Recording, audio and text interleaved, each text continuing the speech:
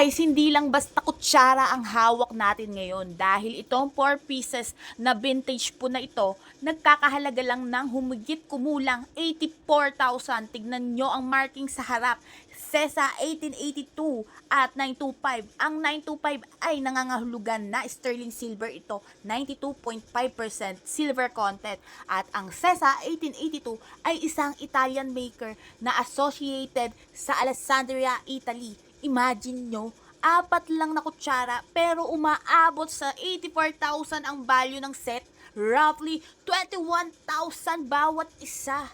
Kaya kapag may nakita kayong lumang silverware, huwag nyo basta-basta isipin na ordinaryong kutsara lang. Check the markings first, baka vintage silver treasure pala ng CESA 1882-925 sterling silver, 4 na kutsara. At ngayon, habang patuloy na nagkakaroon ng value at demand ng silver, mas maraming tao ang nagsisimulang tumingin ulit sa lumang silverware, jewelry, coins, at iba pang silver items. Imagine nyo, isang simpleng kutsara na maaaring matagal nang ginagamit sa isang dining table, tapos ngayon napunta sa atin para ma-check ang tunay na value nito. Pero tandaan, hindi porket may nakasulat na silver ay automatic na mahal na at collectible. Tinitignan natin ang authenticity, markings, condition, design, at higit sa lahat, ang actual weight at silver content nito.